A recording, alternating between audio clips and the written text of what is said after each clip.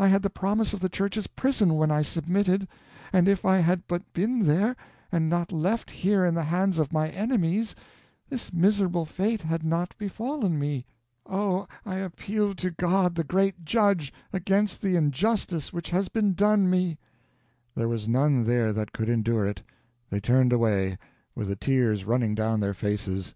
In a moment I was on my knees at her feet. At once she thought only of my danger, and bent and whispered in my ear, "Up! Do not peril yourself, good heart. There, God bless you always." And I felt the quick clasp of her hand. Mine was the last hand she touched with hers in life. None saw it.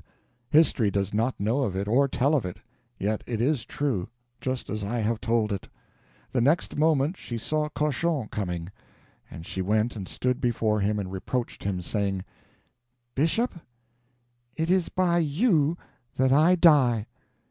He was not shamed, not touched, but said smoothly, "Ah, be patient, Joan. You die because you have not kept your promise, but have returned to your sins." "Alas," she said, "if you had put me in the Church's prison and given me right and proper keepers, as you promised, this would not have happened, and for this I summon you to answer before God."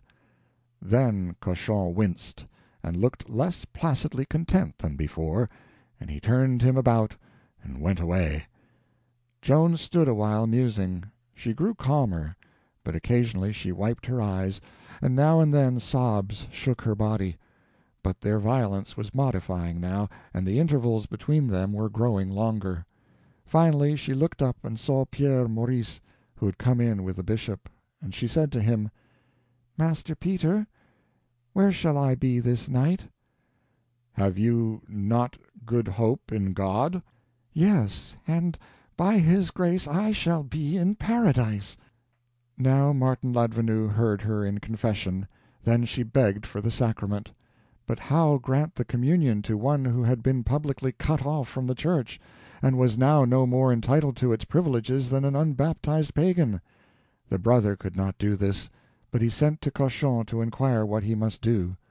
All laws, human and divine, were alike to that man. He respected none of them. He sent back orders to grant Joan whatever she wished. Her last speech to him had reached his fears, perhaps. It could not reach his heart, for he had none. The Eucharist was brought now to that poor soul that had yearned for it with such unutterable longing all these desolate months. It was a solemn moment. While we had been in the deeps of the prison, the public courts of the castle had been filling up with crowds of the humbler sort of men and women, who had learned what was going on in Joan's cell, and had come with softened hearts to do they knew not what, to hear they knew not what.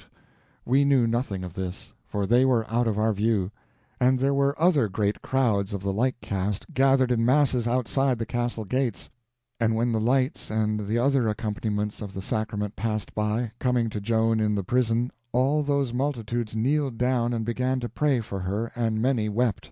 And when the solemn ceremony of the communion began in Joan's cell, out of the distance a moving sound was borne moaning to our ears.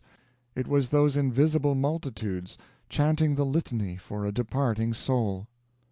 The fear of the fiery death was gone from Joan of Arc now, to come again no more, except for one fleeting instant, then it would pass, and serenity and courage would take its place and abide till the end.